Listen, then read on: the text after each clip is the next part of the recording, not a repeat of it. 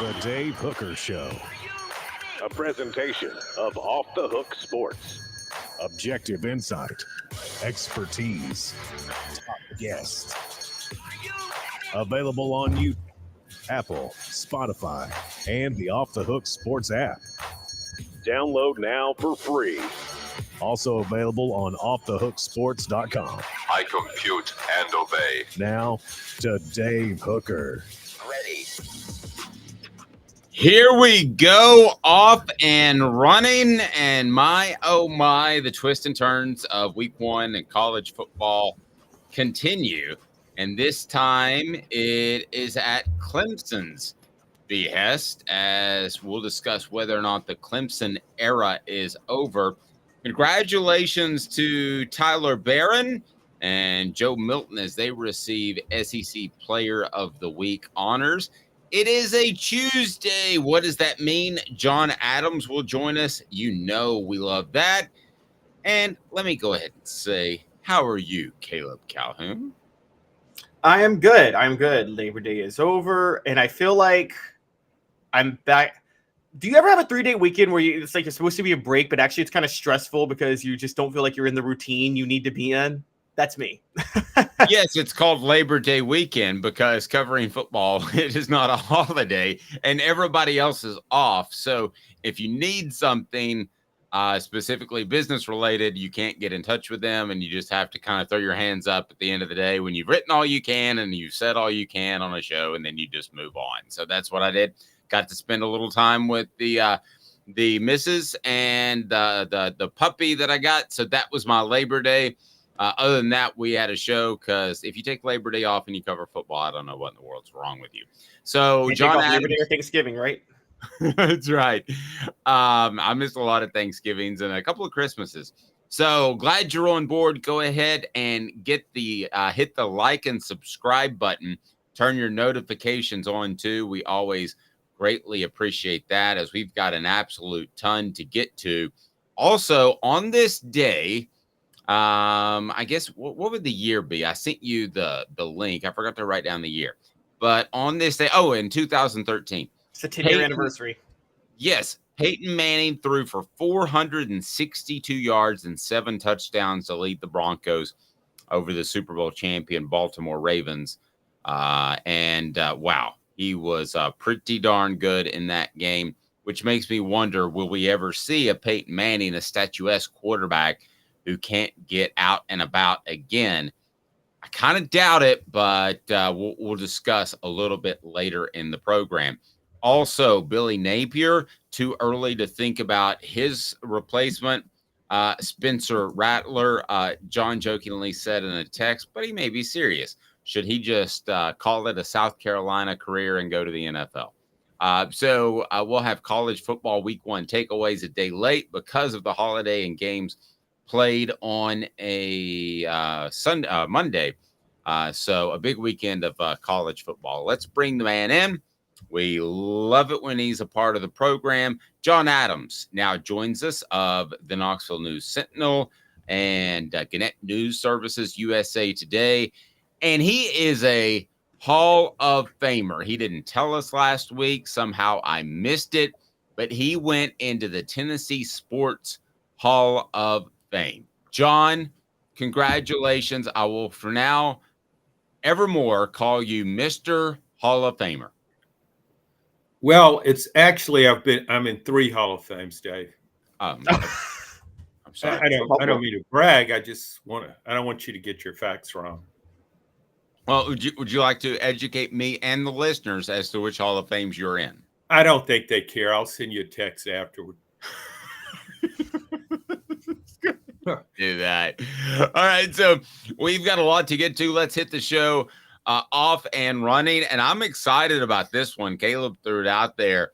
And I thought to myself at first, man, I think I know he's right on the front end, but how distant is number 2? It is today's tough question. And it's brought to you by our friends at Zen Sports. Today's tough question is right now. And that would be the intro. Let's play today's tough question. Today's tough question. Take a side. Take a stand. The Dave Hooker Show, a presentation of offthehooksports.com. All right. Including coordinators, I think we could all say, let me get a yes or no answer from you guys.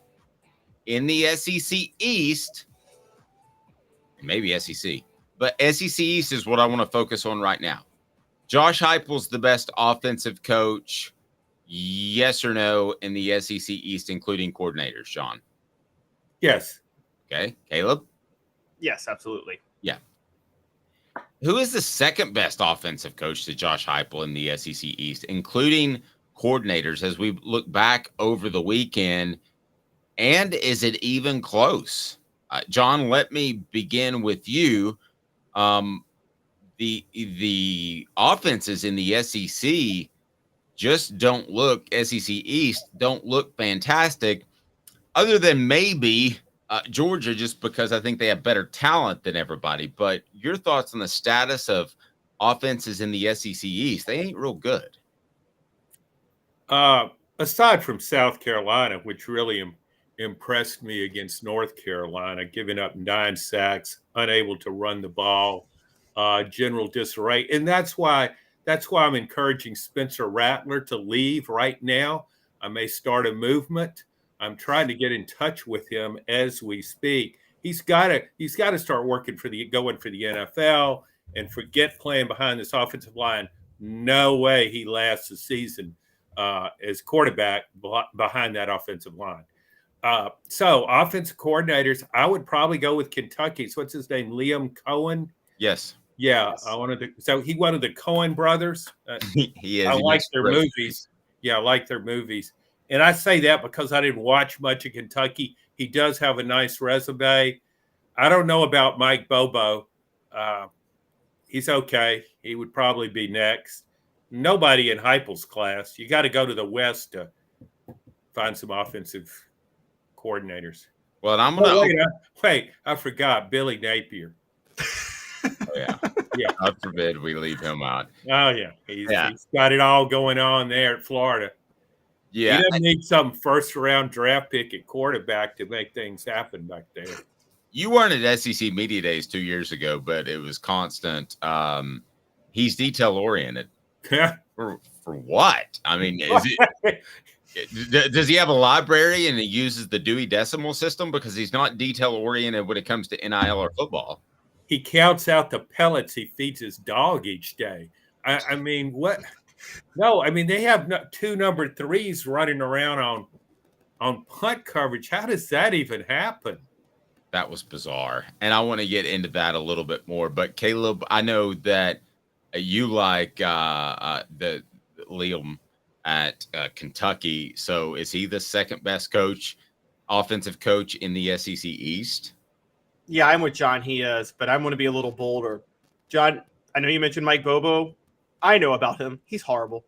He's terrible. And Tennessee fans should celebrate the fact that I think Liam Cohen is the only other offensive coordinator with brain cells in the SEC East right now.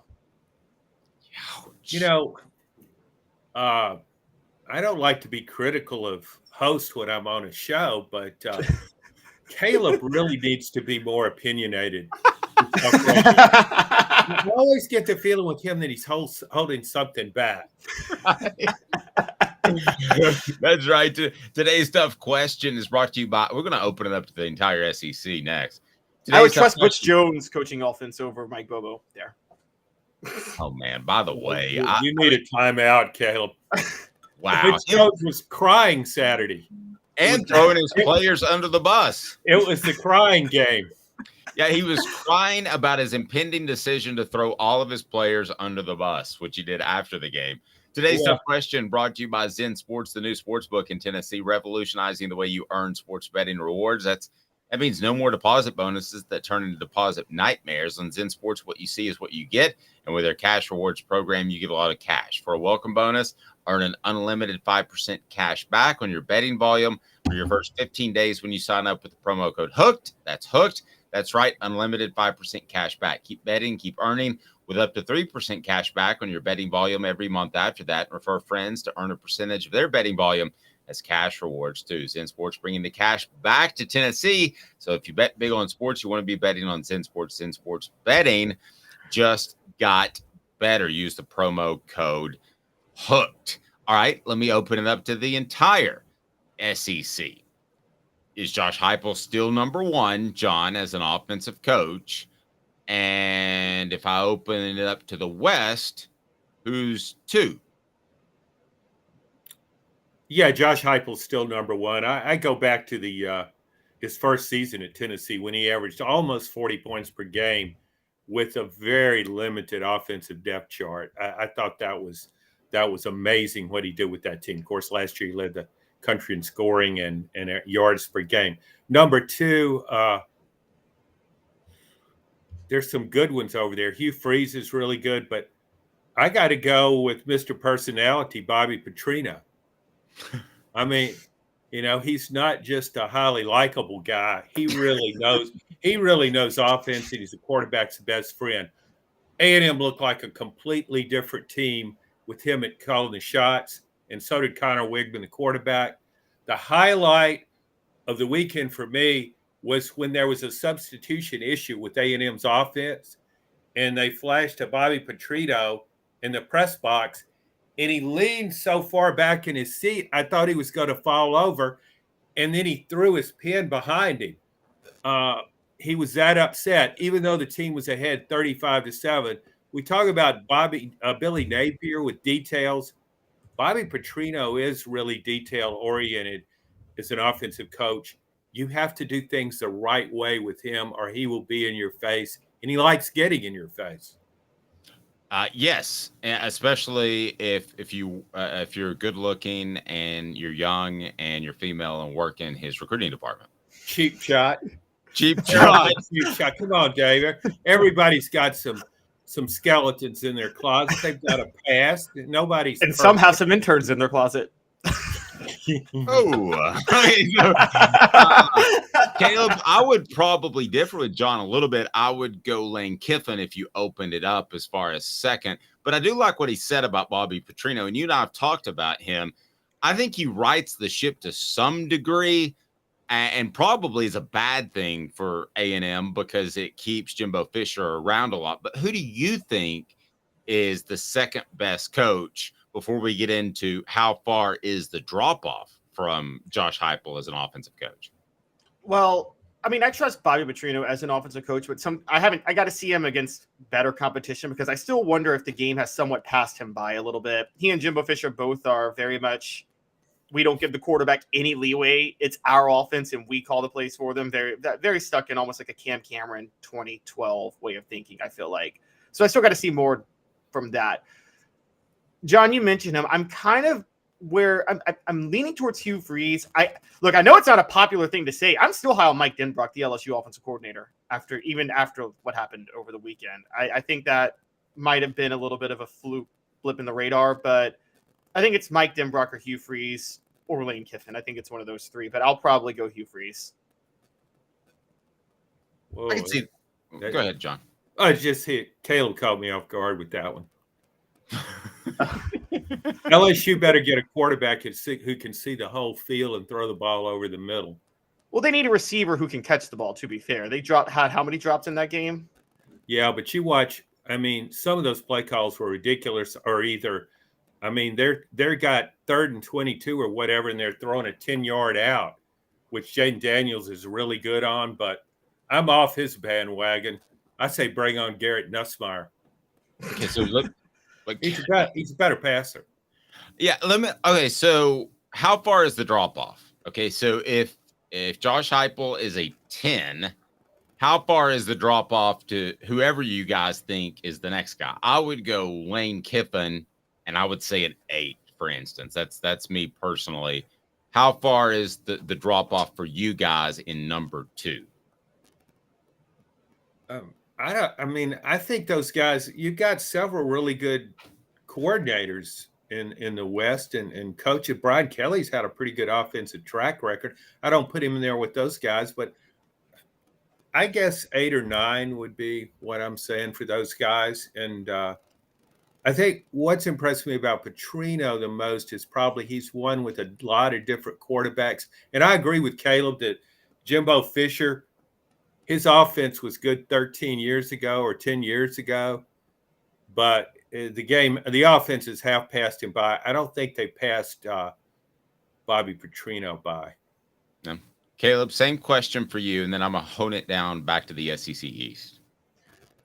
I'll still go 9 with Hugh Freeze, because as low as I think of Hugh Freeze the person, I will say I can't ignore his track record at Ole Miss.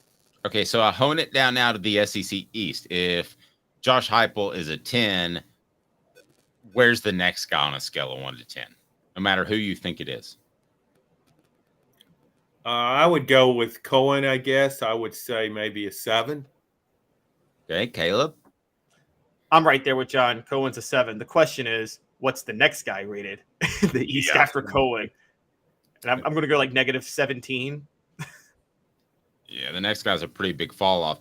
And in this day and age of football, wouldn't you rather have a great offensive coach than a great defensive coach? In other words, if you compared Nick Saban's first season at LSU, they had a great defensive coach. Nowadays, I think you want a great offensive coach because some of the changes that they have made. Let's talk a little bit of Florida football, because Tennessee's next significant game will be against the University of Florida, because I think they've got Austin Peay under control.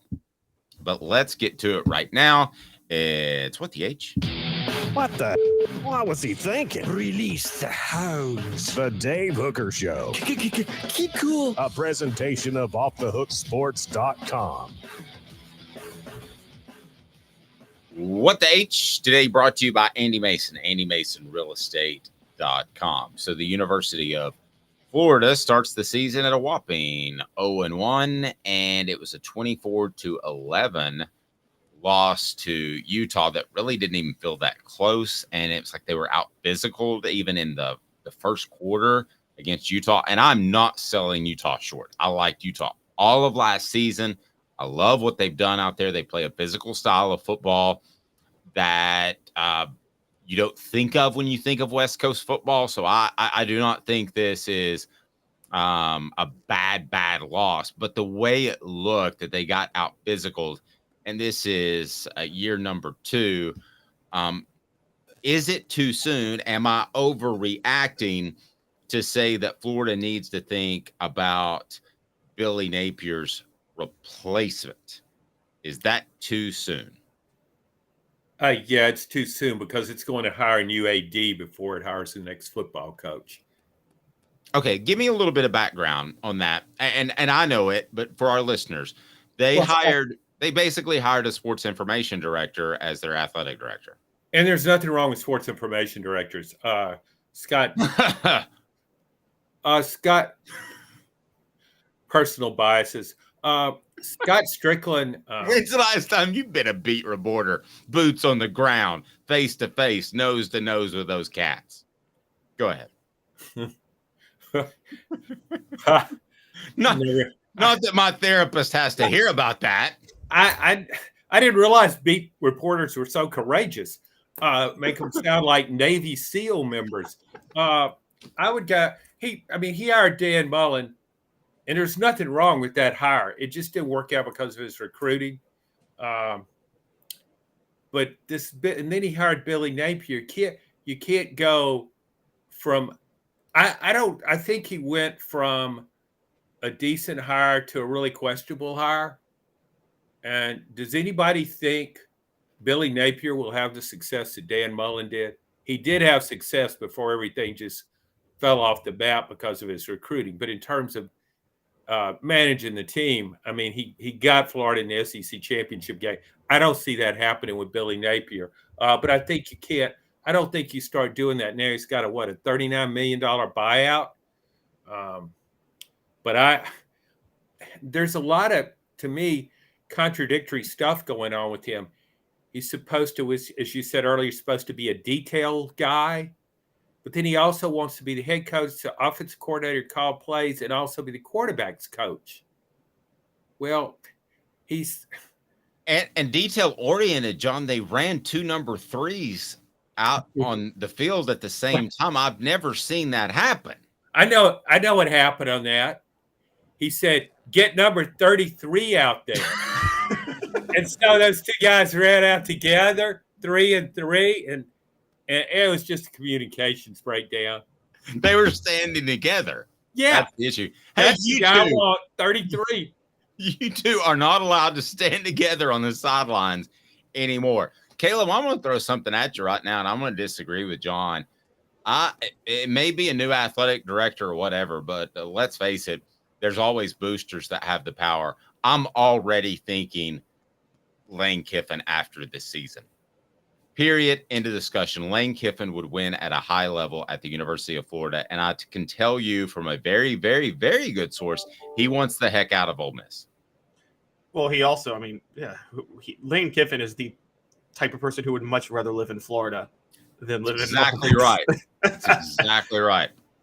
And I texted Lane at one point. I said, "How's your signing day going?" And he was on a boat. And he goes, "My signing day consists of fishing for tarpon." And he shot me a video of that. That was at FAU. So yeah, he would move in a heartbeat. He lobbied for the LSU job before his friend Ed Orgeron was even fired. And yeah, I know he wanted the Auburn job, didn't get it. It would be bad news for Tennessee. But if I'm Florida, I'm Billy Napier has already run its course in a little more than a season. Caleb, I would make that move in a heartbeat. Would you? Yes. I want to say the only thing I won't overreact to is that this has nothing to do with how I feel about Billy Napier as a coach. And I don't overreact to last weekend with Miami and Florida State, but with winning. Miami and Florida State, because of this new move, I think they're still stuck in the ACC for a long time. And so their revenue is going to be significantly less than Florida's for the foreseeable future. I think just because of that alone, Florida is going to get to a point where they can just so easily recruit the state better than the other two schools, where they can get all the talent to specifically go to Florida, that I think it's going to be kind of a Tennessee situation with Fulmer in the 90s, where Tennessee could have their litter of Georgia or Alabama kids because those programs were down at the time. And I think that it'll be a point to where like Florida's success may be immune to the head coach, whoever the head coach is, because it's going to be so easy to get talent in Florida.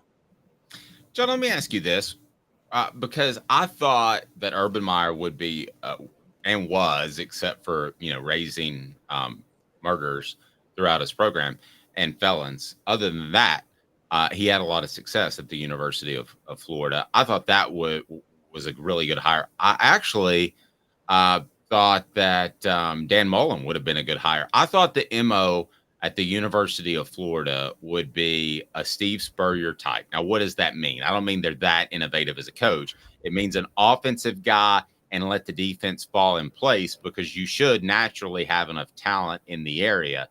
Is that still the MO? Because if so, Lane Kiffin fits that to a T. Plus, he's a pretty tireless recruiter as well. Yeah, Lane Kiffin definitely fits. Billy Napier didn't fit. You go back and you look, Florida made a great hire in Steve Spurrier. It made a great hire in Urban Meyer. And it made a good hire in Dan Mullen.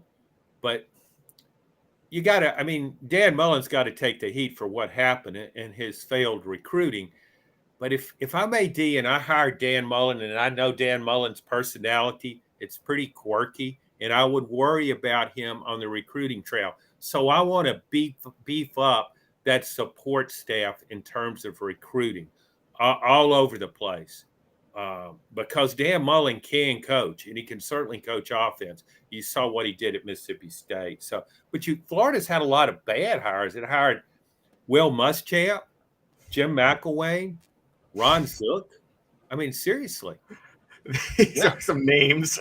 No, I know. And Florida has, I talk about South Florida, Dade County. Florida has as much pull there as Miami does. Florida State has as much pull there as Miami does. So to not be able to recruit is really difficult. You've almost got to go into a staff meeting and say, boys, let's figure out how not to recruit today. It's pretty difficult. Are we looking at an SEC East, John, let me begin with you and go to Caleb, that is just absolutely ripe for the picking. Because when Tennessee won a national championship in 1998, when they had great success winning 2 SEC championships, we're talking about partly drunken Ray Goff, who was at Georgia, and then Jim Donnan. We're talking about Brad Scott at South Carolina, or Steve Spurrier was at Florida. That was a legend that Tennessee was able to overcome in 98. But other than that, the East and the coaches, I've talked to a coach about that back then, were not incredibly hard to overcome from an X's and O's standpoint. How ripe is the East for Tennessee right now? Well, you still got to get by Georgia. I mean, but Georgia would be like the Florida back then. Yes, you win that one game. That's a big if. You win that one game, and then the rest of them should be pretty easy. Yeah, you would think so. I mean, that's a good point. It's fairly similar, I would think. Of course, back then, the West was down too. So that made it even easier for Tennessee to find a path to the national championship. LSU was hiring Curly Hallman. I mean, seriously. So I think once past Georgia, Tennessee's got a real nice shot in the East, but it's all going away. I mean, it would really be to Tennessee's benefit if things stayed the way they were, if they just told Texas and Oklahoma to go back to the Big 12 or Big 22 or whatever you want to call it. We'll just keep what we've got and keep those divisions, because Tennessee would have a really good shot in that situation in terms of the East. It's like solid number 2. And I thought that going into the season, but I think it even more after watching some games this Saturday. Yeah, Caleb, I think that Tennessee fans used to pray that its own program would hire a good coach. Nowadays, you pray that the other coaches in the SEC East get extensions. Yes, exactly. Tennessee fans should be rooting like heck for Billy Napier to stay at Florida. I mean, that's their dream. Do you see what he did there? John, did you see that? Rooting like heck? Yeah. Work like heck. Well, it's funny because I look back at when Tennessee first started to fall off as a program. It was the day Georgia hired Mark Richt. I mean, Tennessee's last top 10 finish before last year was 2001, which was Mark Richt's first year. And then recruiting, and I know Fulmer was a tireless recruiter, but he just couldn't get the talent out of Georgia like he was able to in the 90s because Mark Richt was there. And then when you had Steve Spurrier go to South Carolina, you had Urban Meyer at Florida, you had Nick Saban eventually at Alabama. It was just every single base dried up from where Tennessee tries to recruit from. And John, Dave knows this. I'm not buying into this whole Nashville's growing, so talent's going to come to Tennessee in state-wise argument, because Nashville's been growing for 10 years and it hasn't borne out in the recruits that come out of Nashville. They haven't really turned out a lot of NFL talent relative to their population. So you think it's growing in the wrong way? It's not like Louisiana, where they have such a per capita, such a high number of future NFL players. So you just think the wrong kind of people are coming to Nashville. Yeah, I can buy into that. Yeah. It's actually a bunch of nerdy Northeasterners who are moving, who have no bodies whatsoever, and their kids aren't going to be physically able to play football. and stoners from California. Exactly. Wait, are you telling me there's never been stoners to go to a football practice and participate? Ooh, not the California hippie stoners. No. Yeah, I remember asking a guy, a player one time. I'm not going to say which school. I said, "What percentage of players do you think regularly go to practice, Stoney?" And I was thinking he'd say, what, 20, 25%? He said, probably about 75%. Yeah, but he was probably stoned when he gave that answer. So how credible is it? That's probably true. Which fan base would you rather be right now? Would you rather be South Carolina or Florida, as we talk a little bit about the East? Because I think Shane Beamer is going to bust his rear and recruit.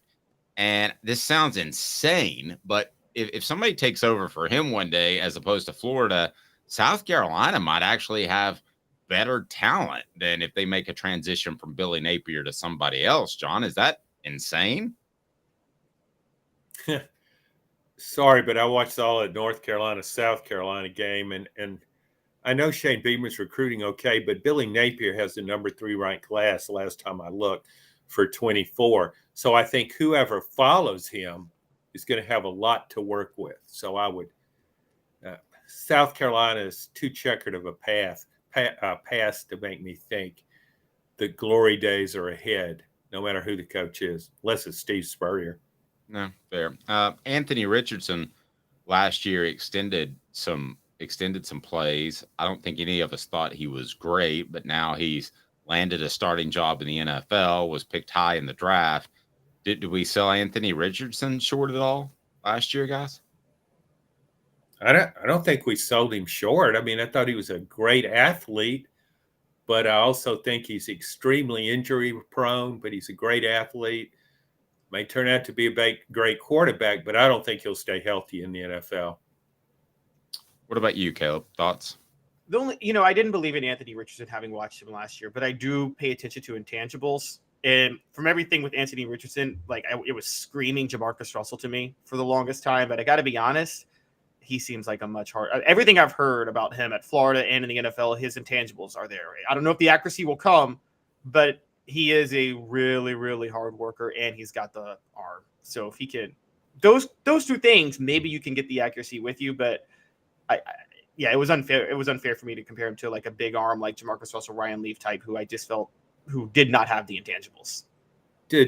What was that with Jamarcus Russell? Didn't he have something going with cough syrup, or am I thinking somebody else? Oh no, you're right. It was. We talked about it a couple weeks ago. Scissor, yeah, sipping on some scissor. Okay. It's a great. Did you ever try getting a buzz off the scissor, John, back in the day, or did they just give you all straight heroin? No, Dave, I was never into the drug scene. Yeah, I need help loading my musket. Well, try this heroin. That should help. Then you don't care if you can't load your musket. John, by the way, I'm catching you. I was on an elevator the other day, and this young lady was wearing a tiara and said, "Oh, is it your birthday?" And she said, "Yes." "How old are you?" 14. "How old do you think I am?" 56. She responded. Do I look 56? What's our next question, Dave? There you go. All right, we'll get to that. And that is Joe Milton III named SEC Co-Offensive Player of the Week. Tyler Barron named the SEC Defensive Lineman of the Week. I want to ask John after this, who exactly will be Tennessee's second best player after the season? And we'll take a closer look at what the Vols did very well against Virginia. Hang with me for 90 seconds. He's John Adams with Caleb Calhoun. I'm Dave Hooker off the Oak Sport. Before Cadis, I was really heavy into the drug culture. I was selling drugs. I was just constantly in pain. I was missing like a good support system in my life. Cadis has given me everything that I need in order to successfully have a wonderful recovery, in order to have a life that I didn't even know was possible. And it's not just about me anymore, and I love that. I absolutely love it. You can take your life back. Call Cadis today. With all that sun, sand, and salt water, the beach is a very relaxing place. Unless you wear contacts. Ow! Open your eyes to the best the beach has to offer with LASIK vision correction from Campbell Cunningham Laser Center.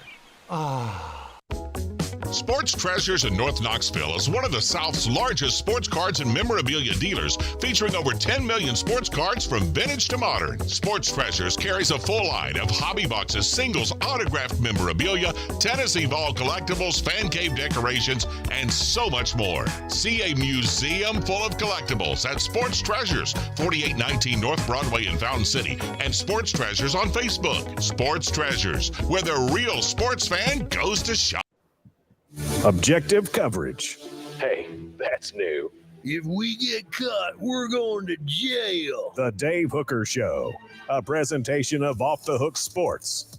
YouTube, Apple, Spotify, and the free Off the Hook Sports app. I'm going to need to see some identification. Back to Dave Hooker.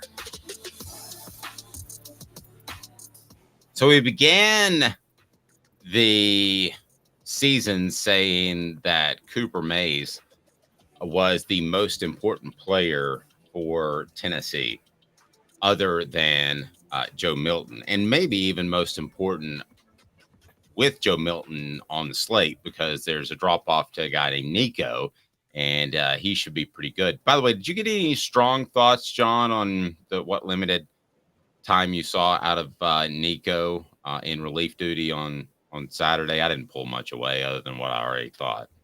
No, I mean, we've all heard really good things about him. So he didn't do anything to change my way of thinking. And I think there's a tendency with someone who is ballyhooed as Nico, when they go into the games, fans will magnify anything he does in a positive manner.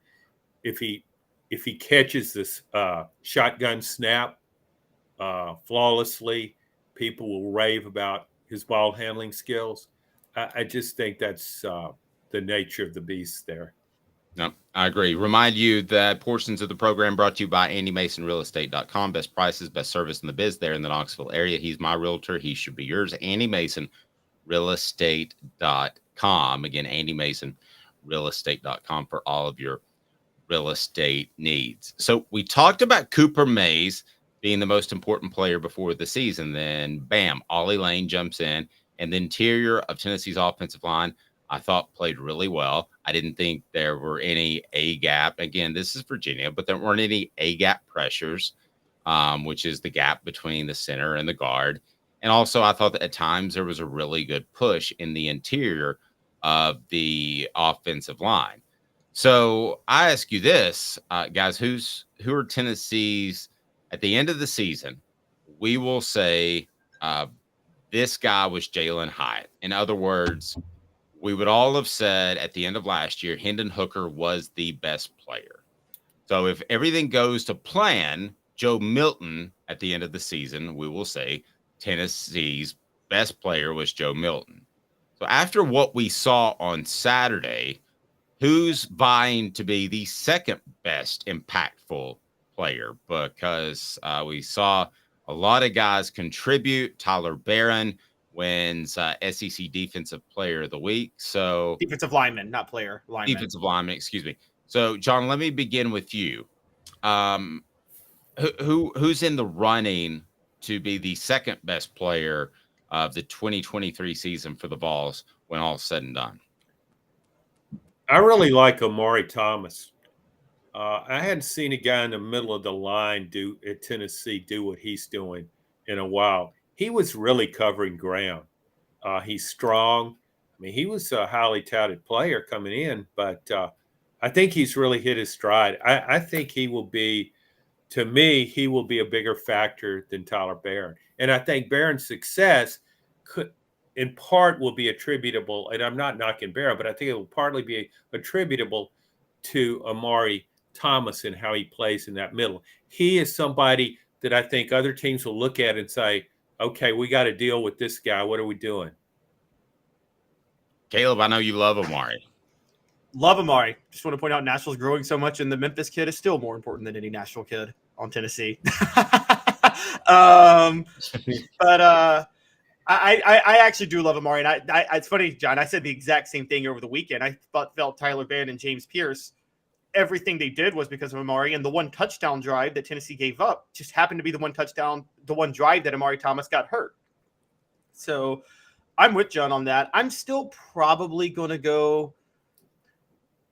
I'm going to go on the other side, but I'm going to stay in the trenches. I love Javonte Spraggins. I still love Javonte Spraggins. I think he's the centerpiece of what makes Tennessee's interior blocking go so well when they run the ball. So I'm going to go Javonte Spraggins, but I mean, I'm only doing that because John picked Amari Thomas, because I would have picked Amari Thomas. I'm gonna differ from both of you guys, and the reason I'm going to do so is because of that Sunday show with Fred that we did on what day of the week you think, John? I have no idea. Sunday. It's called That Sunday Show with Fred. Thanks for listening. Yeah. Yeah, I really appreciate that, and it's brought to you So by that show, what day is that show on again, Dave? it's on February. That show Billy brought to you Napier probably would get that wrong. he shows up on a Thursday. He goes, "When are we doing this show?" But that show brought to you by the Harold Group. Harold Group Security Solutions, leadership experience, specialization, addressing problems through unique mission-specific mitigation techniques. Also making your children safer one school at a time. They work with private schools to avoid just the traumatic, terrible school shootings that we have seen. Go to heraldgrp.com, heraldgrp.com. Tell your school administrator that's who you need to make your school safe, and they'll be working with public schools soon. I'm gonna offer you this, John. You may not have seen it, but our friend Fred White, I said, who does he remind you of? No, two things. Fred doesn't overspeak. He's the exact opposite of a Skip Bayless. Fred also hates comparisons. And John, he said that his ceiling is Leonard Little.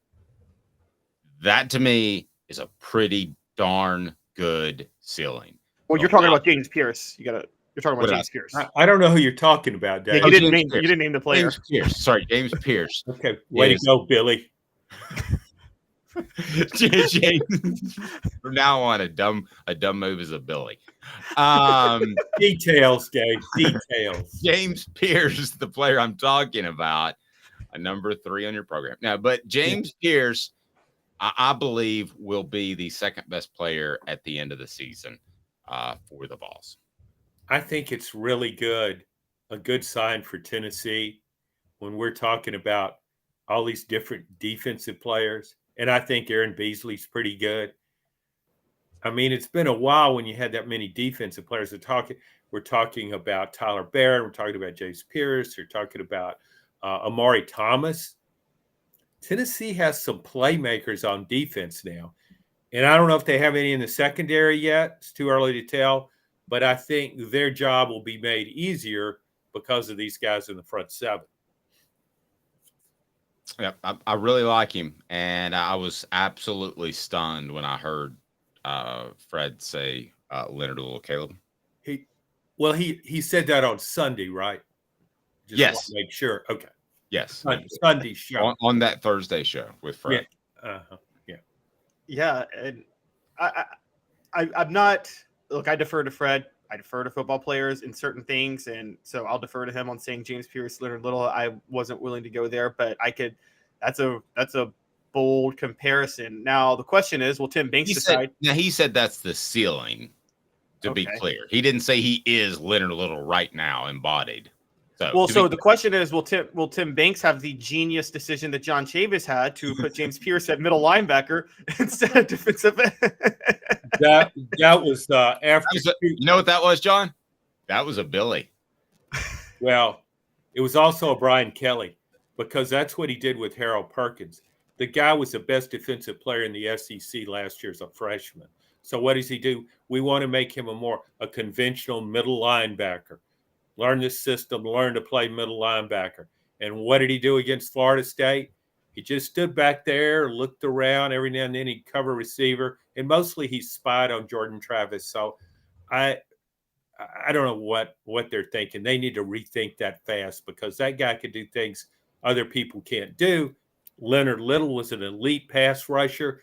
And Tennessee said, hey, let's try him out in the middle, see how that goes. And I was in Florida advancing that game that week, and I was in Spurrier's office, and this is like 2 games into the season, and I'm walking out the door, and Steve says, how's that little Leonard Little looking at middle linebacker? He knew how he was looking when he said that.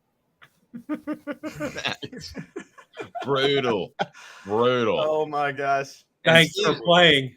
Yeah, and Steve Spurrier known to maybe call a columnist on Florida Week to try to stir the pot a little bit before the Tennessee-Florida game. Yeah, that happened a few times.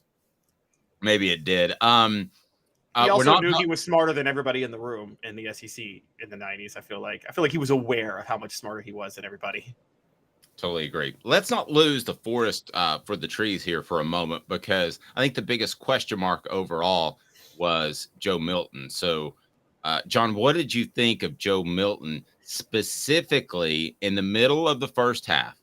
I don't know if rattled is the right word. That's maybe a little bit too strong. But when Ramel Keaton dropped what would have been an 80-yard touchdown pass, he missed a couple of players. And I think there was even Vol Twitter, as Caleb told me, he was going crazy to get Nico in the game. Yeah. I know. But he righted the ship and played exceptionally well throughout. I also thought they took advantage of some of those over the middle passes that he throws better than Hendon Hooker. What did you think of his performance as a whole? I thought it was good. I thought it was a continuation of how he played against Clemson. He was under control. He didn't turn the ball over. Hit some nice passes. We take it for granted when he completes passes sometimes because he throws the ball so hard. And so he gets the ball in there fast when the receiver is open. He gets it in there on time. You see some quarterbacks who get it there just a hair late, and it enables the defensive back to recover. He's really good about that. And, yeah, I was the same way. But this is how it is with Tennessee's offense. If it goes 3 and out, people go into panic mode. Like they think it's supposed to score a touchdown every possession. And he had a bad sequence there when I thought he made 3 bad passes. But look around the SEC. Look at the other quarterbacks. I watched a lot of football this weekend. Everybody has some bad sequences. And so overall, I thought it was a good showing.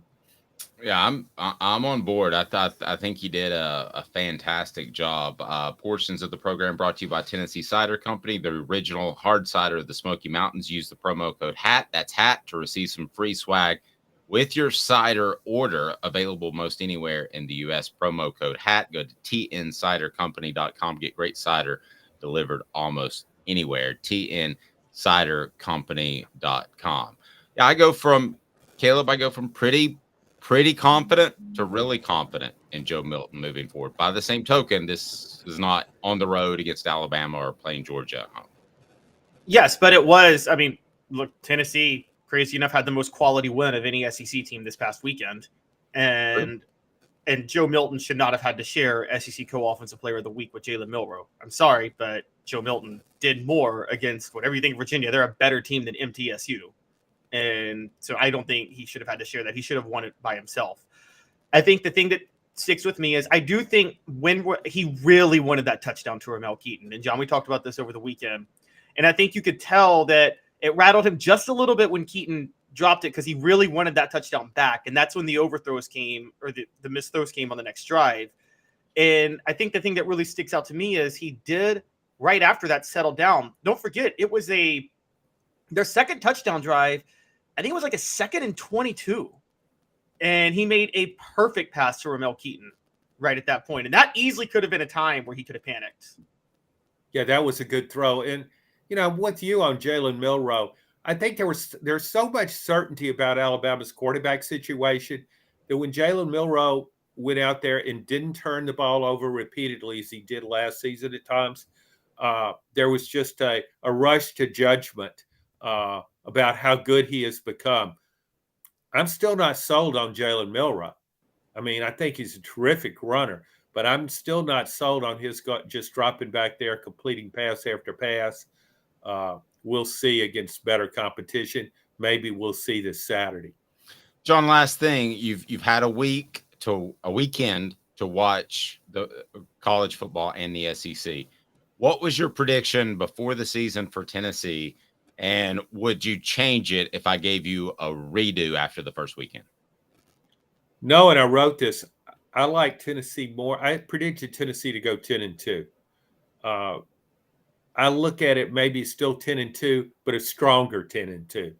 I liked it more after that game. And for the main reason is because of what we have discussed earlier about the defense making plays. Tyler Barrett, Omari Thomas, I just feel the defense just looks stronger, looks quicker.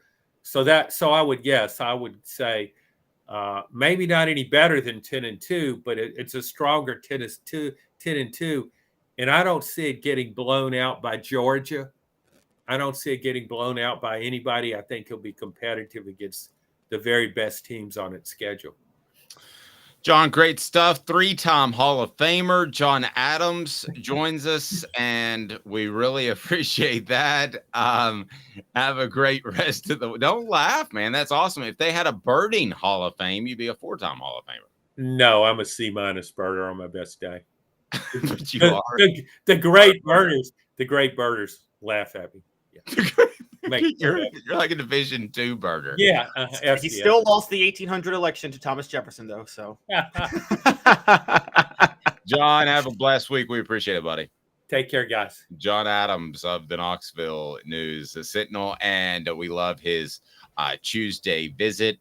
It is time for 4 Downs, as we're going to break down what we saw over the weekend in the SEC, and we get to include your thoughts as well. So we want to see them on the message board. And Caleb, if you can monitor the Twitter as well, we would love for you to respond there, and we'll include your comments. And this week, maybe, just maybe, we'll have our text line up. We're excited about that. I keep you up to date. I think technically in the biz, you're not supposed to unveil something until it's ready, but I just tell you about it. And by the way, we'll have a way for you to order the Celebrate 98 book, which I'm not going to lie to you, I'm proud of and excited about. And it's because of Fred White, because of the access he was able to give me. So it's not me. It was a team effort, and I can't thank Fred enough. But that'll be up for you to order. You can order it with Amazon, but if you want to do me a favor, order it on our own site, which should be up today. And basically, you don't give Amazon more money than they deserve. 4 Downs is now. 4 Downs. 4 questions. 4 answers. The Dave Hooker Show. 4 Downs. A presentation of offthehooksports.com. 4 Downs brought to you by our friends at the Hemp House, the premier hemp dispensary online with great variety, great selection, and strict standards to ensure you only receive the best in CBD or Delta products. HempHouseChat.com, HempHouseChat.com. So 4 Downs is now. Let's take a look back. The weekend that was. We'll usually do this, of course, on a Monday, but with Labor Day, we got some extra football on a Monday night. Cooper Mays, what should people do to follow the program? Cooper Mays here. Hit like and subscribe. Thank you, Coop. And what down? Coop here. First down. Let me ask you this, Caleb. Is the SEC as a whole up or down compared to last year? I think right now you would say, and this isn't just based on this weekend, you would say down just because the quarterback play in the SEC is significantly worse than it was last year. I think it will still right the ship, but I think the SEC does have an issue with quarterback play. And as we talked about with John, with coaching in a lot of places. But if anybody has a reason to celebrate that, it's Tennessee, because you know who doesn't have a problem with quarterback play or coaching? Tennessee. You're right. I mean, Tennessee is absolutely poised. And I was too young to think about this at the time in 94, 95. But with the other coaches and the quarterback play that was to come and a young Peyton Manning, Tennessee's poised to win a championship. I mean, they're poised. Now, I'm not saying they will, and I'm not predicting that, but they're poised to get there and win. And when it comes to preparing in a college football playoff environment, I'll take Josh Heupel over just about any game planner altogether. Travis says the SEC is down. I'm going to agree with you and allow for some more comments to come in. I think it is because strictly quarterback play, but at the same time, down or not, Florida has been down, and I don't know that they upgraded. I didn't think they upgraded with Billy Napier at the time, but I feel like that's been proven through 14 games now of his career at Florida. I thought that Shane Beamer had a great run. Congratulations. But we know why South Carolina lost or beat Tennessee. Okay. That part of that was off-field issues. That wasn't a cut and dry beat you on the field, not taking anything away from them. And then we saw Clemson, which I want to get to. We saw what happened to Clemson over the weekend. I think it's down. And I think that you're going to have to see some special coaches. But listen, there are only so many special coaches, guys. That's the thing you got to remember. There are only so many Josh Heupels out there, Caleb, that I think are special. And I'm not just talking about the offense. I'm talking about the culture. I'm talking about the willingness to give it to Tim Banks and find a complementary defensive coordinator that can come up with a vertical pressure game. Those guys aren't out there. You can't just say, I'm going to go hire this guy because he's that. Now, I think Lane Kiffin is the guy that could take a step up in programs and have success somewhat at that level if he got to the place like Florida. But who else? Who else do you look out there and you say this guy could take that step up, be it a better program, and suddenly we're talking about an elite coach? Anybody on your radar? Not somebody that I wouldn't say is like a CEO, like a Deion Sanders that we talked about. Because like otherwise, like you're right, Lane Kiffin, if Lane Kiffin takes over a program, he's running the offense. We have an offensive coordinator, but Dave, he's running the offense. And then he's going to pull a Josh Heupel. He's going to find the right defensive coordinator. It's kind of the reverse with Nick Saban. I think we all agree, right? Nick Saban, he's running that defense. That's his defense, isn't it? Regardless of who the defensive coordinator is at the time, whether it's Kevin Steele or whatever. And to some extent, other than the Lane era, it was his offense too, because he wanted the offense to complement the defense.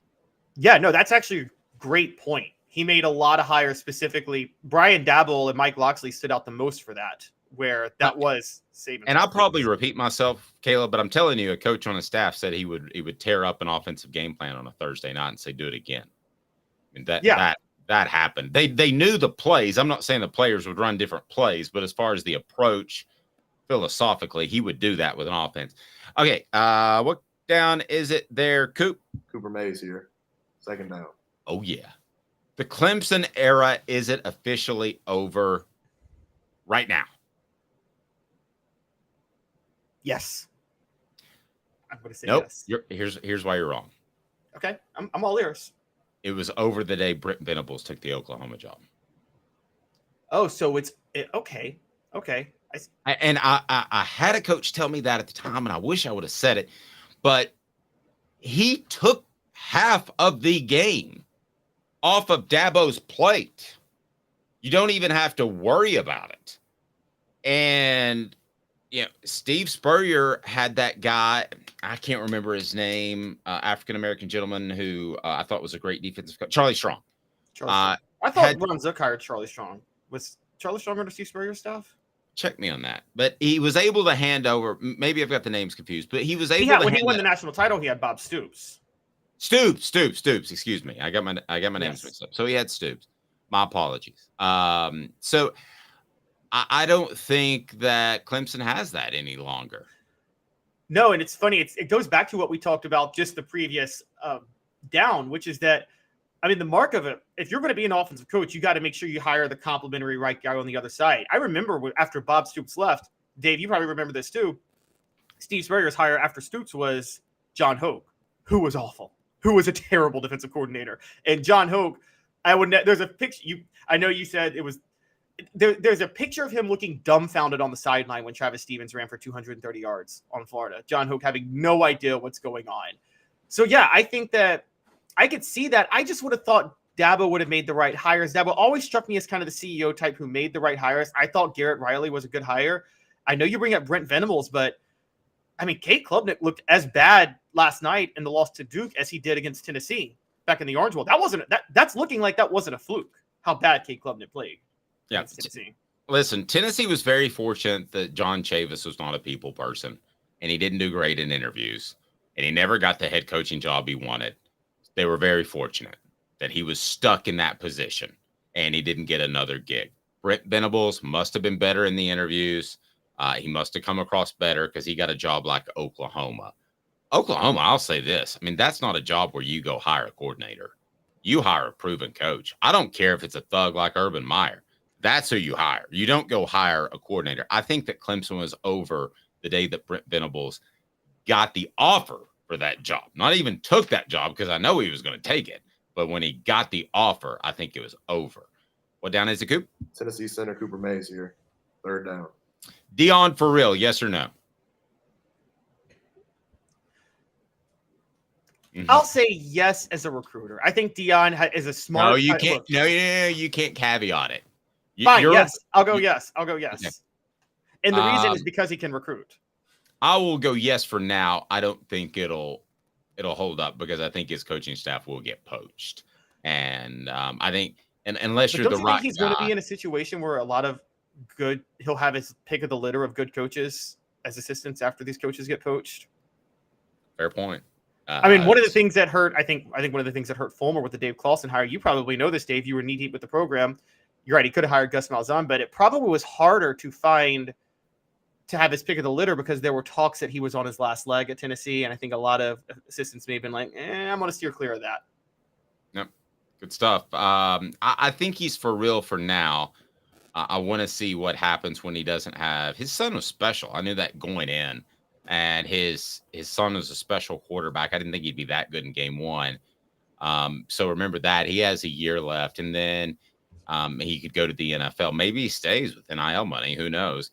But and remember this too, that Colorado is probably going to be a glass ceiling in terms of talent and in terms of exposure. I mean, the SEC and the Big Ten, I think, are going to continue to grow in the exposure that they get. Fourth Down brought to you by Rick Terry Jewelry Designs. They want to be your jeweler looking for affordable game day jewelry. How about the Fire Opals? Those are a Tennessee tradition. Go to rickterryjewelry.com. That's rickterryjewelry.com. What down is it, Coop? All SEC center Cooper Mays here.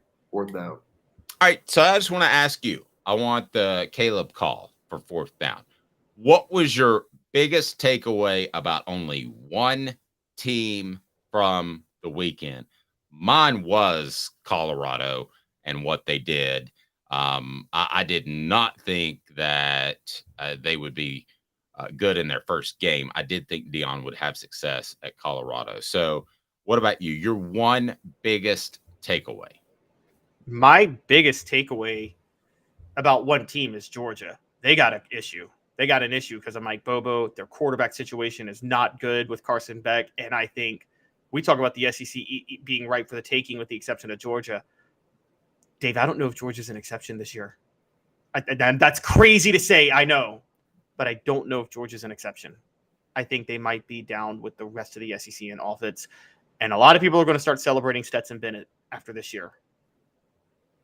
Yeah, I think Stetson Bennett as a leader, as a fourth quarter playmaker was undervalued last year. And we got a lot of Georgia fans that thought I was stupid. You were stupid. I did some Georgia shows that I didn't think Mike Bobo was a great hire. And I think you've got Alabama and Georgia in Nick Saban and Kirby Smart that are going to run more pro-style ball control sets. Not really pro-style. I don't want to say it like that, but ball control sets. Does that make better sense? I mean, not flinging it all over the place, but I just don't see that that's going to be the long-term answer for winning in college football. And I think the long-term answer is, quite frankly, what Josh Heupel's doing. I don't think this is a flash in the pan. You could have argued that last year was a flash in the pan, but that would be another big takeaway.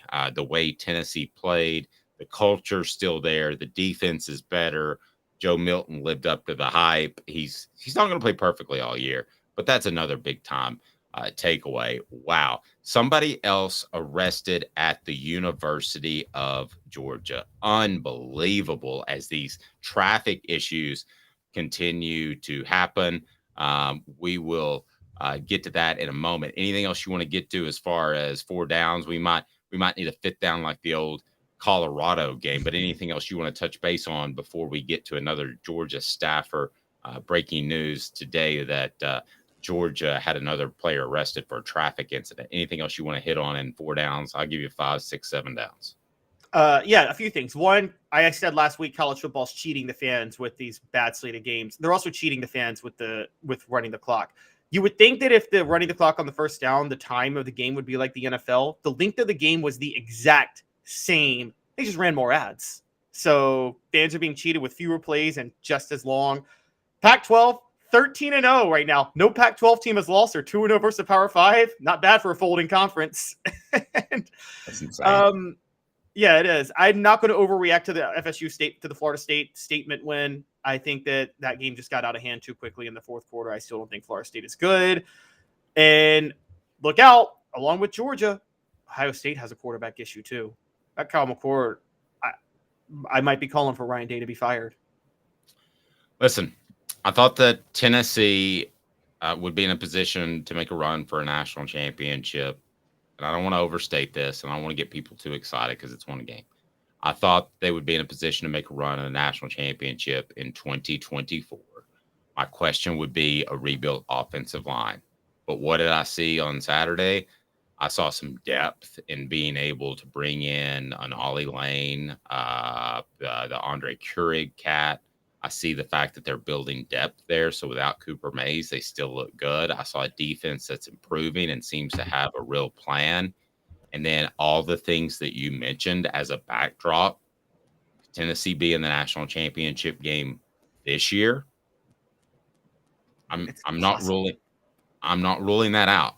I'm not, because a lot of good programs are down. That other Georgia staffer that was arrested in 2 minutes. Hang tight, he's Caleb Calhoun. I'm Dave Hooker, Off the Hook Sports.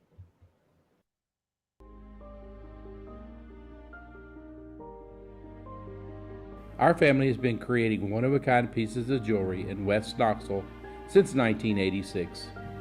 Each piece is a combination of unique processes that bring your idea to life. Every day in our shop, a truly special item with a story all its own is being manufactured in our facility, bringing the history and family sentiment into a whole new generation of life. We are grateful that you chose us to be Knoxville's best jeweler, a title that we value and respect. Because to me, being a jeweler and owning a jewelry store are not the same thing. I'm Rick Terry. I'm a jeweler, and we want to be your jeweler. Kingston Pike and Campbell Station Road in the heart of Farragut, and downtown on Gay Street right next to the Tennessee Theater. Hi, Mike Davis here with City Heating and Air, reminding you to always dare to compare. Our team provides quality local heating and air service, installation, and maintenance across East Tennessee. We use only the best equipment like American Standard heating and air conditioning for your residential, new construction, or commercial needs. Honesty, dependability, and customer satisfaction have been the cornerstones of our business since 1961. City Heat and Air. Dare to compare.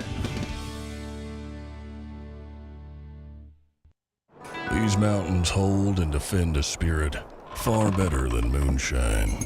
A drink that holds flavor, that becomes necessity. A hard cider made and relished by folk who are as hearty as they are legend.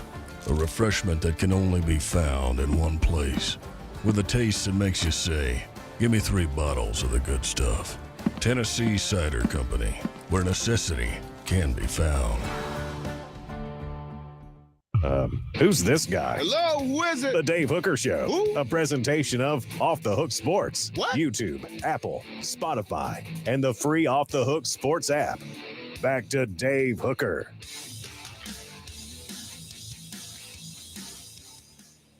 Man, I'll tell you something. A lot of us have lost someone in some sort of traffic incident. And I talked to somebody at the SEC during SEC Media Days, and they said, you know, if you went through and looked at the arrest records in or traffic records of arrest in Knoxville or not Athens, in Columbia or Baton Rouge, you would find that there are as many players and staffers involved with traffic incidents as other places like Athens, Georgia. But I'm having a lot of trouble believing that, and this person may have had a bit of a, agenda to drive in there. So you have another Georgia staffer arrested.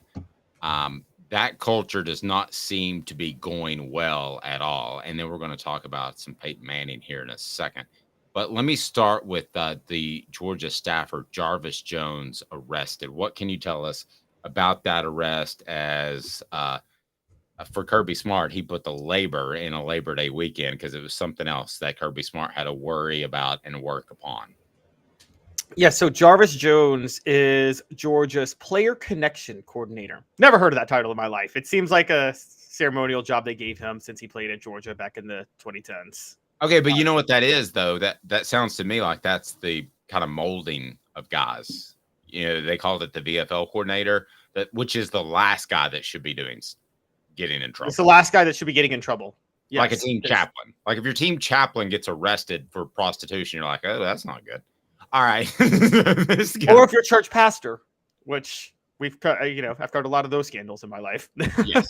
I watched the Jerry Falwell documentary recently, but go ahead. So this guy gets arrested for what? So he was arrested on charges of reckless driving and speeding less than 24 hours before their season opener, released on $2,400 bond. Smart said there will be internal discipline.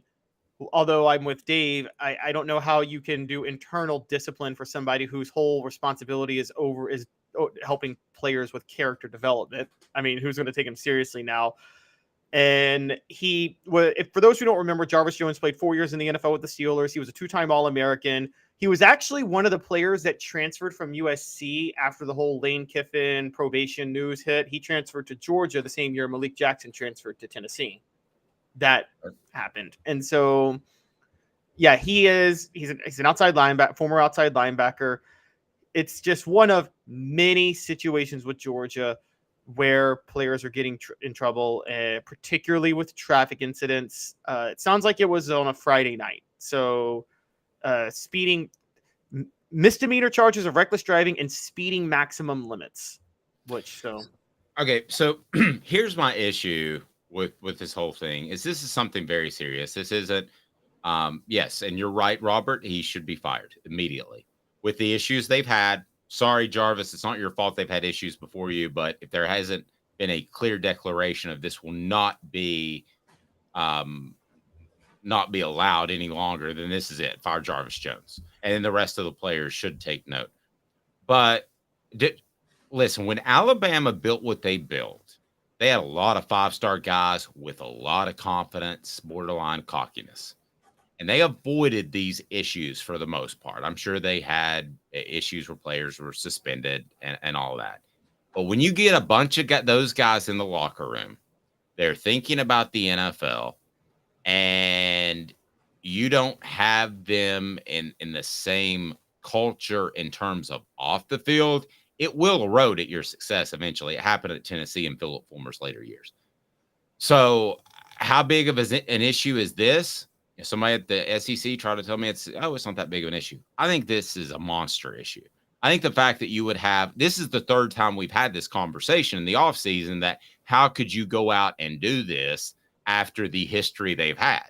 And we could almost replay the last guy that got arrested, be it a player or a staffer. So there's been 3, like since February or March, and you already had the backdrop of this is an issue. So dog's too proud, Robert, maybe. Do you think you can get away with anything? This is not smoking weed in your dorm room. This is a different level. This is the level I think of, domestic violence, or, when you get into extreme speeding or you get to drunken driving, you could hurt somebody else. Okay. And I'm a guy who has 2 kids on college campuses. Okay. That should be a safe place. And I don't think Georgia's football program is making it a safe place. I think this is a big, big time problem. And if I'm Greg Sankey, I'm getting involved behind the scenes. But if it happens again, I'm getting involved and out in front of it publicly. This is bad, and it's not being addressed. Do it once, twice, even 3 times, because that's been the habit of, hey, what do you do on a Friday night? We go out and drag race, which I'm told is big in the Athens and northwest Atlanta area, northeast Atlanta area. But no, this is continuing to happen. They're not listening to him. It's falling on deaf ears. That is the issue, Caleb. Yes, and it's, you told me about this. I knew about the discipline issues in Tennessee in the early 2000s, but one thing you brought up that I never thought about was once you have them, you can't get it back. You can't get the program back. And I start to wonder because you see with Urban, one of the reasons Alabama has none, Nick Saban has so much credibility. Players go with the understanding that this is Nick Saban's program, period, end of story. You can't be bigger than the program. I kind of equate it to, the NBA, for instance, when the Bulls signed Dennis Rodman. Well, Dennis Rodman wasn't going to be able to be a cancer with the Bulls because he already knew he was going to a team that was led by Michael Jordan and Scottie Pippen. Like, that's their team, and you're welcome to be and lucky to be a part of it. I think that's why I've always said that head cases at wide receiver are best if they sign with quarterbacks like Peyton Manning or Tom Brady, because Tom Brady or Peyton Manning will keep them in line. Well, Kirby Smart, you would think, has that credibility, but now I'm thinking in my head, what if he got to where he is by ignoring these issues for so long, and we just don't know about them until now? Now they're getting exposed. Right, because more people are going to cover it. Elias says Smart is setting himself up for a massive narrative shift if he starts losing some games. Let me offer this too. What I think a lot of people think that Georgia is just going to take over. I'm not talking about you as Tennessee fans or those that see what Josh Heupel is doing up close and personal. But I think there are a lot of people that believe outside of individual programs, talking about a lot of national media, that Georgia is just going to take over. And they're going to go in this Alabama kind of run, and they're going to win 4, 5, 6 championships moving forward. Historically, that's not the case. It's not the case at all. If you look back, the greatest coach of his generation, in my opinion, in the SEC was Steve Spurrier. How many championships did he win? One. Just one. Right? And he was lucky to get that one. Okay. Vince Dooley. How many he was a great coach. He should have won more than one. He won 2. Won one. He should have won more than one. He won 1. Pat Dye won 0. What's that? Pat Dye won 0, and he's a legendary coach. Pat Dye won 0, legendary coach. So basically, who are we talking about? The coaches that really set up dynasties. We're talking about Paul Bear Bryant. We're talking about Nick Saban. Who else in terms? Woody Hayes. And when I say dynasty, I'm talking about long term. It's hard to do in college football to win 2 titles, which they've done, but it's even more difficult to keep that going for 3 titles. I believe if something's not changed quickly, that yes, the narrative shifts on Kirby Smart. What do we talk about now when we talk about Urban Meyer? We don't talk about the 2 national titles at Florida. We talk about the fact that those guys were a bunch of thugs, unless it's a propaganda piece by Netflix. So, and Florida still hasn't recovered from that as a program. They really haven't. Yes. And let me tell you how this works as a program to give you a little bit of insight. This is so cyclical because what happens is, especially when it's a former player, but what's going to happen with this Jarvis Jones thing and what happened at Tennessee, you come out, you get arrested. That's news, right? No question about it. Okay. Now you go to, let's say, an arraignment or a continuance or whatever. Well, that's news again because it's in the court system. So you report it again. So this one incident, maybe a 2-minute stupid decision in his life, can be front page news 6 or 7 or 8 or 9 or 10 times, depending on how it plays out with each step in the court process. Well, now you have Georgia with about 8 of those incidents going on. And if you don't think that parents look at that and think, man, they're in the news again, when in reality, it may just be, what's it been, 12 incidents? I've lost track, but it's been double-digit incidents. It could be in the paper on a regular basis. Big time problem for Georgia. And I'm telling you that I don't think this is anywhere close to corrected. And if it's not, it will be what erodes them as a program that could be an Alabama type dynasty, which I never thought that they could. And I don't think anybody can until I see it with my own eyeballs. I didn't think Alabama and Nick Saban could do what they did till they did it. I mean, there's no reason to think anybody else can do it moving forward.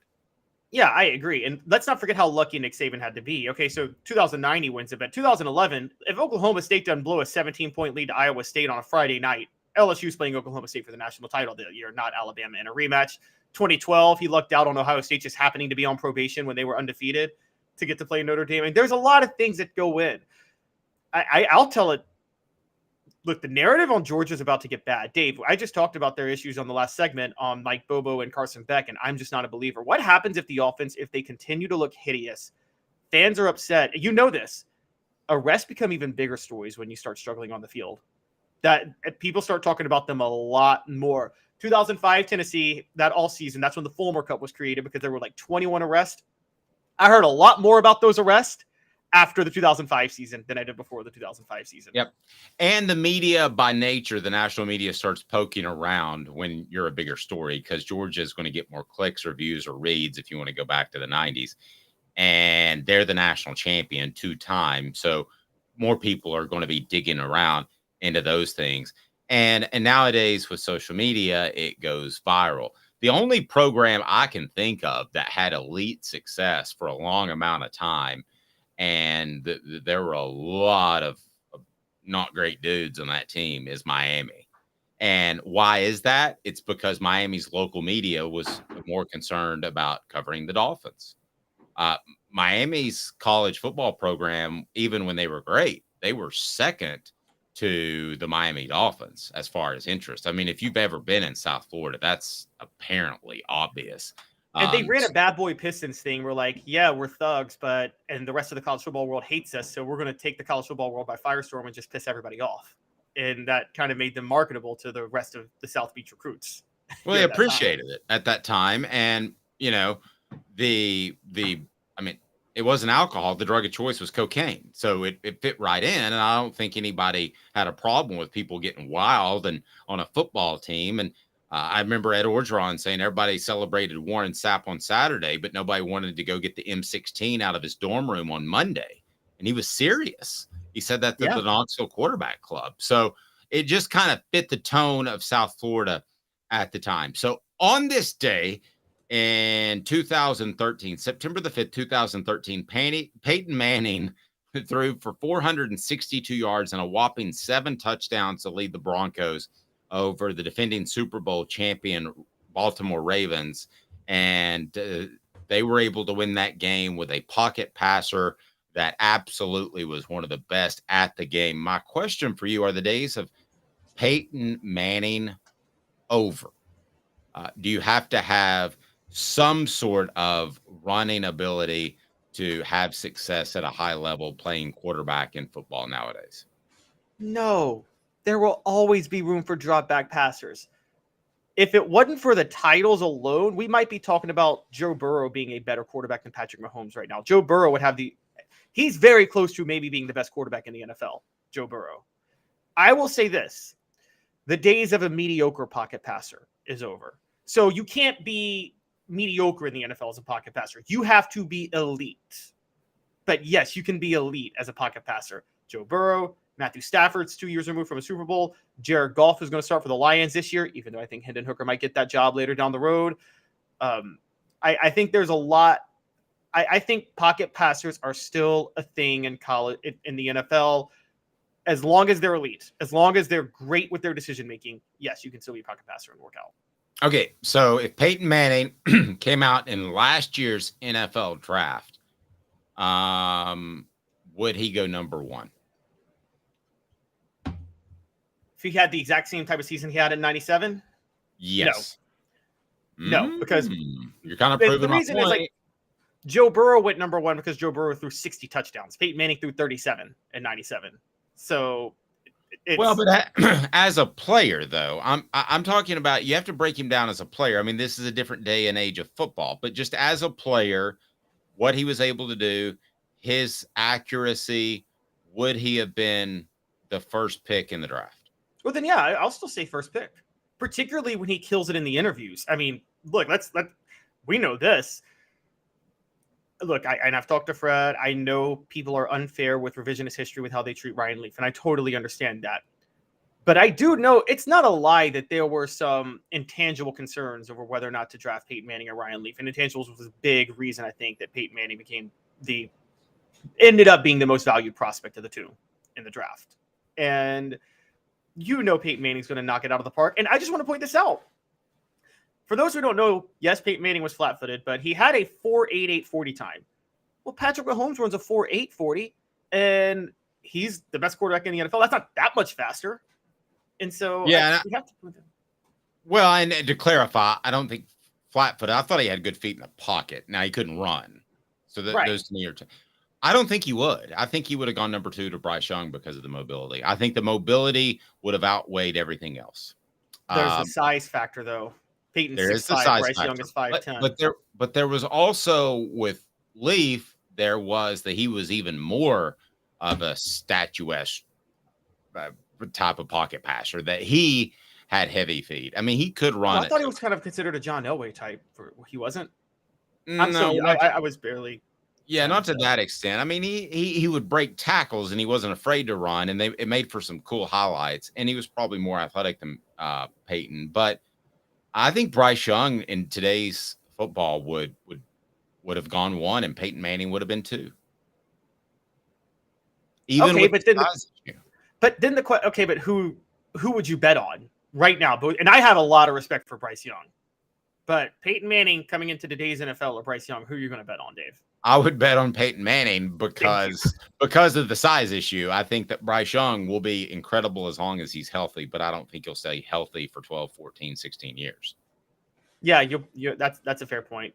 Basically, with Bryce Young, you can't use that mobility in the NFL. He's going to have to learn to be a Drew Brees pretty much, because the mobility will kill him, honestly, if he uses it too much.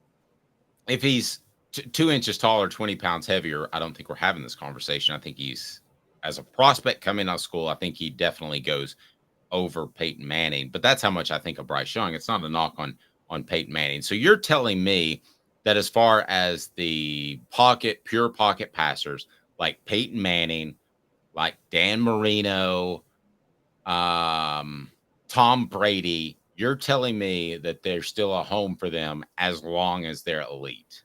Yes, as long as they're elite, there's still a home for them. And Joe Burrow is elite. I don't think Trevor Lawrence is that great of a runner. He's elite. So, yeah. And again, I don't even think Matthew Stafford's elite, but he won a Super Bowl with the Rams, so we just can't take that part away. Well, and to your point, Patrick Mahomes he makes a lot of plays by buying time, but most of his great throws and great plays are from within the pocket, but he can run. Yes, exactly. He can run. He's a fluid runner. Again, he's actually not that fast. Again, it was a 4.8 40. There's something just about, I think he takes long strides, if I'm being honest, and I think that's what helps. But look, I was too young to watch Dan Marino in his prime, but all I've heard from people all the time is how special his arm was. I haven't seen I don't care if Patrick Mahomes couldn't run. He's got the most special arm I've ever seen for a quarterback. Yeah, I think you want to get the ball out in like 2.7 seconds is the rule, or maybe it's 2.4 is the general rule. Marino bought time because his release probably took a half second off that, and his reads were so quick he took another half second off that. So he didn't need to be as mobile. So I agree with you, and I was probably going to go the other way, actually. I think that as long as you're elite, Dan Fouts would have been another great example that Robert brings up. Very, very similar to Dan Marino, probably a poor man's Dan Marino. But no, I think as long as you're elite, you got a spot. But I think that you might fall a little bit in the draft. You might be middle of the first round instead of the first overall guy. And then there's a guy like John Elway who was a great number runner. 1 in any draft. Yeah, was a great runner for his time. I mean, would he be a great runner now? No, he would be a good runner. That's a totally different type of cat altogether. What about? Oh, sorry, I was going to say, because when I talk about special arms, do you think it's just intangibles, or was somebody like Tyler Bree, was it his release? Do you think that held him back in the NFL from ever making it? Because he had a rare arm too. I never liked how he had a bit of a sidearm delivery. I always thought that was a little bit of an issue, and he'd have balls batted down. I think a lot of this is luck, to be real honest with you. I think going to the right coordinator, I mean, if Jalen Hurts goes to a lot of other places, is he having elite success in the NFL? I would argue no. So yeah, if Andrew Luck goes anywhere else, he's in the Hall of Fame, but he went to the worst organization that Peyton Manning masked all of their flaws, and Andrew Luck was put on suicide watch with how often he was hit at Indianapolis. Yep.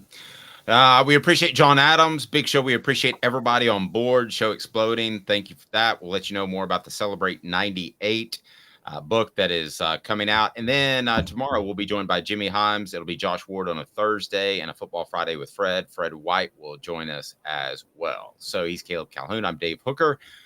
Have a fantastic day, evening, morning, whenever you're watching this. This has been a presentation of Off